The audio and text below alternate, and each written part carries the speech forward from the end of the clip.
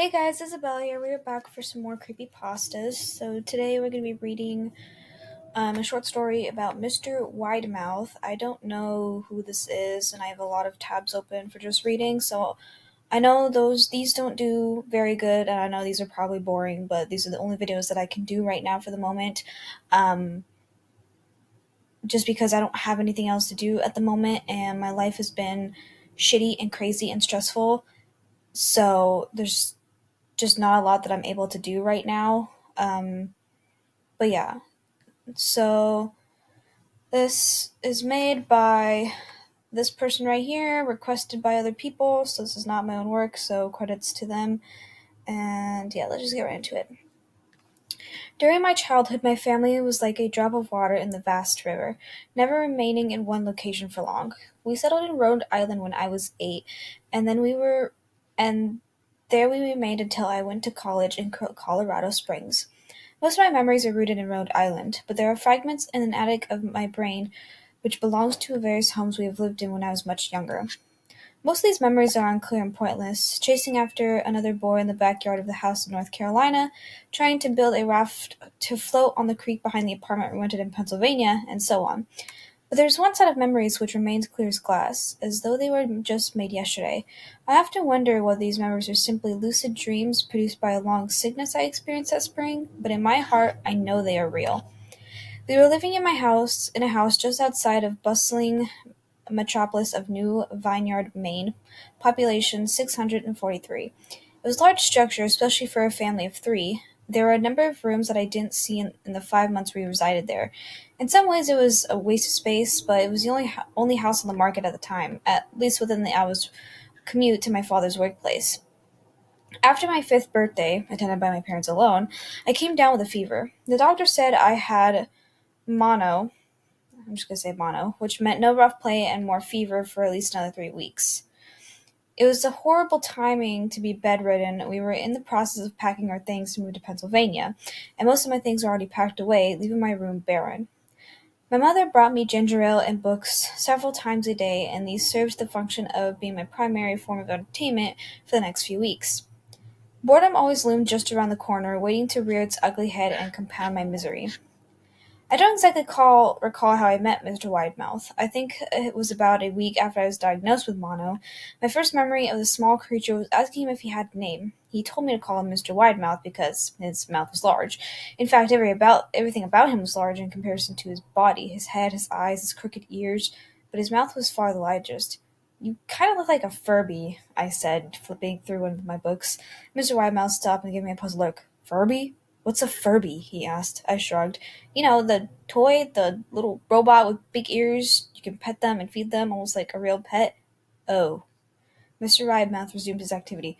"You don't need one of those. They aren't the same as having a real friend." I remember Mr. Widemouth disappearing every time my mother stopped by to check on me. "I lay under your bed. Under your bed," he explained. "I don't want your parents to see me because I'm afraid they won't let us play anymore." We didn't do much during those few days. Mr. Widemouth just looked at my books, fascinated by the stories and pictures they contained. The 3rd and 4th morning after I met him, he greeted me with a large smile on his face. "I have a new game we can play," he said. "We have to wait until after your mother comes in to check on you, because she can't see us play it. It's a secret game." After my mother delivered more books and soda at the usual time, Mr. Widemouth slipped out from under my bed and tugged at my hand. "We have to go to the room at the end of the hall," he said. I objected at first, as my parents had forbidden me to leave the room without the permission, but Mr. Widemouth persisted until I gave in. The room in question had no furniture or wallpaper. Its only distinguishing feature was a window in the opposite doorway.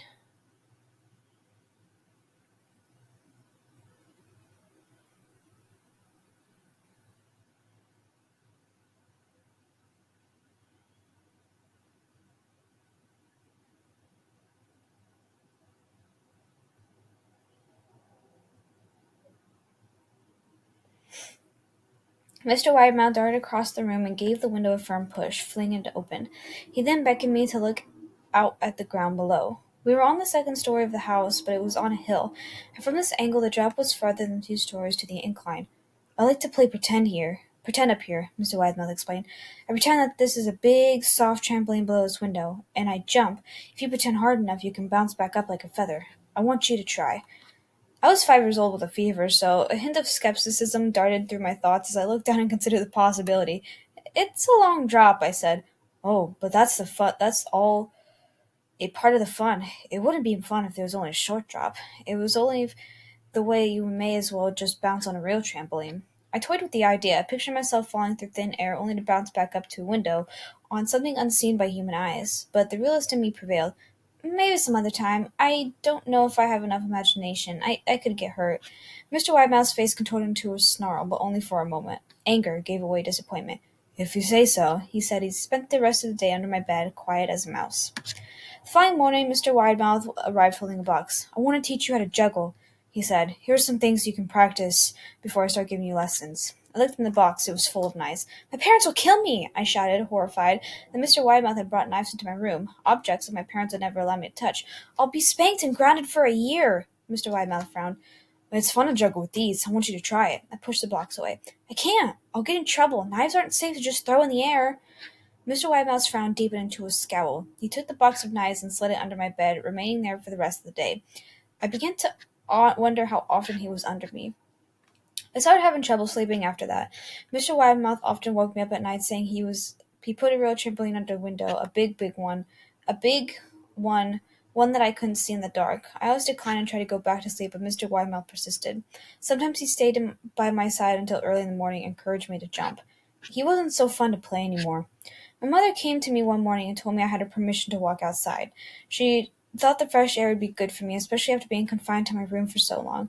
Ecstatic, I put on my sneakers and trotted out to the back porch, yearning the feeling of sun on my face. Mr. Widemouth was waiting for me. I have something I want you to see, he said. I gave him a weird look because he said, It's safe, I promise. I followed him to the beginning of the deer trail, which ran through the woods behind the house.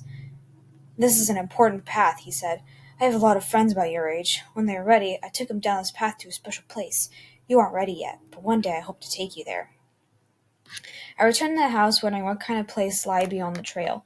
2 weeks after I met Mr. Widemouth, the last load of our things had been packed into the moving truck. I would be in the cab of that truck sitting next to my father for the long drive to Pennsylvania. I considered telling Mr. Widemouth that I would be leaving, but even at 5 years old I was beginning to suspect that perhaps the creature's intentions were not to my benefit, despite what he said otherwise. For this reason I decided to keep my departure a secret.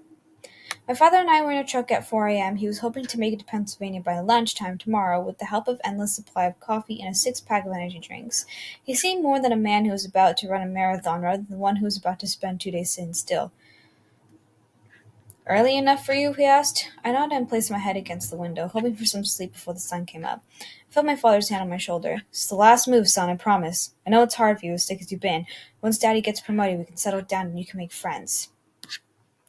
I opened my eyes as we backed out of the driveway. I saw Mr. Widemouth's silhouette in my bedroom window. He stood motionless until the truck was about to turn into the main road. He gave a pitiful little wave goodbye, steak knife in hand. I didn't wave back. Years later I returned to New Vineyard. The piece of land our house stood upon was empty, except for the foundation, as the house burnt down a few years ago after my family left. Out of curiosity, I followed the deer trail that Mr. Widemouth had shown me. Part of me expected him to jump out behind a tree and scare the living bejesus out of me, but I felt that Mr. Widemouth was gone, somehow tied to the house that no longer existed.